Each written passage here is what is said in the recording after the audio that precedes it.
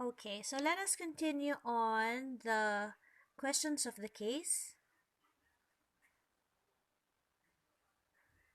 So, knowing the facts of the case, let us now deal with the questions and discuss the answers. So, the first question is, what are the inherent issues with the glowing algae tour? It was evident that the main issue here is a lack of preparedness of the guest, or we can say that they did not expect what they were in for. Remember, the setting of expectation is very crucial in attaining quality service and to avoid guest complaint.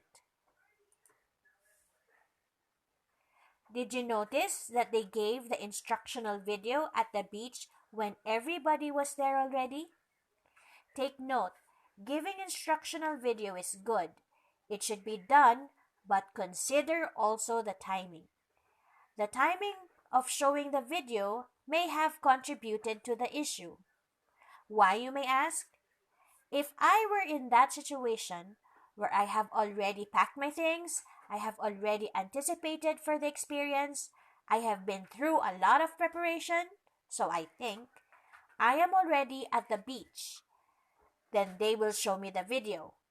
Even if I felt a little scared, I will not back out anymore for the reason that I am there already. Again, timing is everything. Another issue, the case stated that the tour provider informed the tourist beforehand that the tour requires the guest to be in good physical health. That statement is broad and vague. You may be in a good physical health, but are you willing to drag the kayak and paddle for 45 minutes? To think that is just going to the site. The tour provider also failed to prepare the guest mentally. Are the guests aware that they will do this in near total darkness? I mean, do not scare them away. Use proper tone and just be factual in stating the reality. The tourist would appreciate your honesty.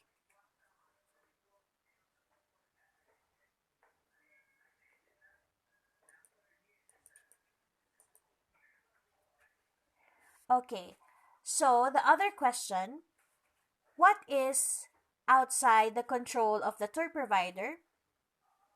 Obviously, anything that was stated that deals with nature, the occasional rain, the possible appearance of shark and such, and also the condition in the kayaking experience which is in near total darkness.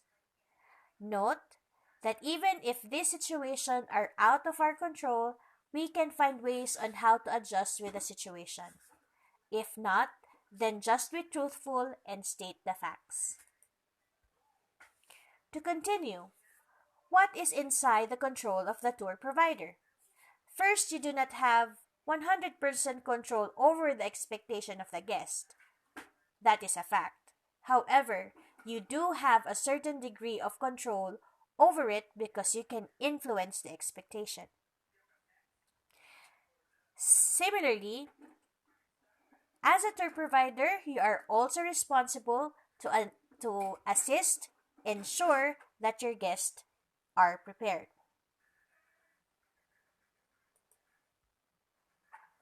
Last question, although this is relatively long. How could the company reduce the number of guest complaints?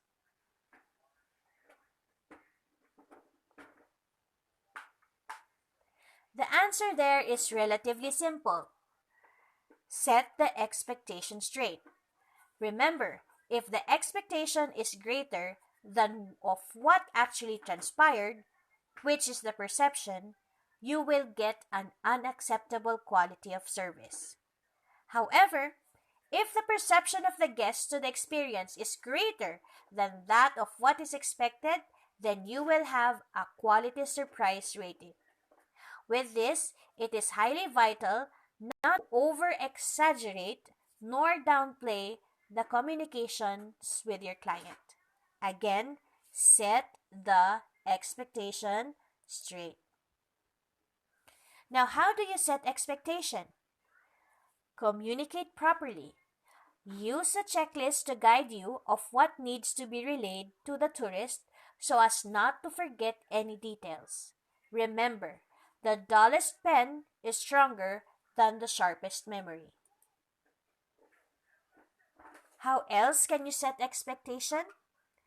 Most likely, this tourist has already a preset expectation about the tour. Coming maybe from TripAdvisor, their friends or family, or from an ad or an advertisement. Because of that, all the more that you need to explain properly to address some misconceptions. You can avoid tourists to say, "Oh, I thought it was like this," or "I didn't know that it is included," or similar to that, by conducting the following. So first, use a video as a mode of presentation. Why not? You have the computer, you have your phone, use it.